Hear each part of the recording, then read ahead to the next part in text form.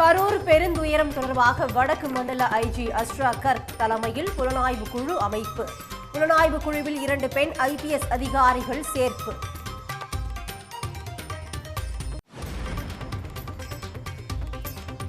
தாவேக தலைவர் விஜயின் பிரச்சார பேருந்தை பறிமுதல் செய்ய உயர்நீதிமன்றம் உத்தரவு.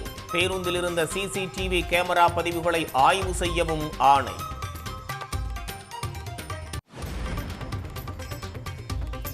தலைமறைவாக உள்ள நாமக்கல் மாவட்ட தாவேக செயலாளர் சதீஷ்குமாரை பிடிக்க 2 தனிப்படைகள் அமைப்பு.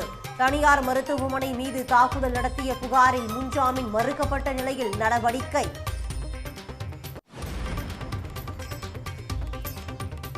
தாவேக நிர்வாகிகள் ருசி ஆனந்த் மற்றும் நிர்மல்குமாரின் முன்ஜாமீன் மனுக்கள் தள்ளுபடி. சர்ச்சை பதிவுக்காக ஆதவ் அர்ஜுனா மீது நடவடிக்கை எடுக்கவும் உயர்நீதிமன்றம் உத்தரவு. சென்னையில் ஆபரண தங்கத்தின் விலை சவரனுக்கு 400 ரூபாய் உயர்வு. 1 சவரன் 87,600 ரூபாய்க்கு விற்பனை.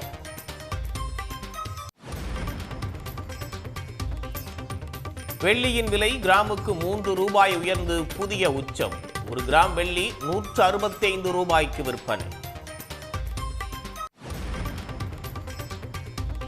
மேற்கு தொடர்ச்சி மலை பகுதிகளில் விடிய விடிய பெய்த கனமழை. மேகமலை அருவியில் ஆர்ப்பரித்து கொட்டிய தண்ணீர்.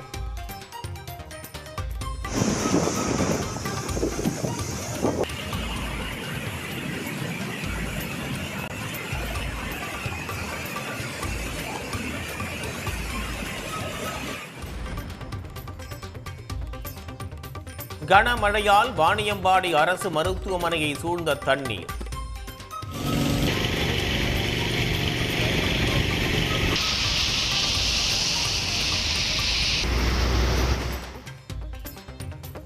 ஒசூர் அருகே தேசிய நெடுஞ்சாலையில் மழைநீர் தேங்கியதால் வாகன ஓட்டிகள் பாதிப்பு.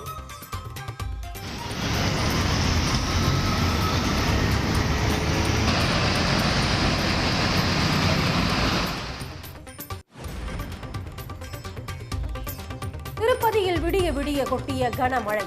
தரிசனத்திற்காக வரிசையில் காத்திருந்த பக்தர்கள் அவதி.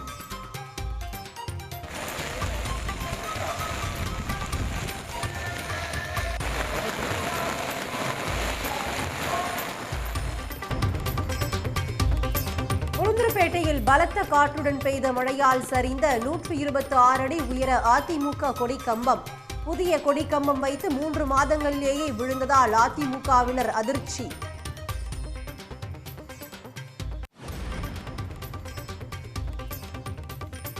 குலசை தசரா விழாவில் காணாமல் போன 12 குழந்தைகள் ப்ராஜெக்ட் கார்டியன் செயலி மூலம் மீட்டு பெற்றோரிடம் ஒப்படைப்பு.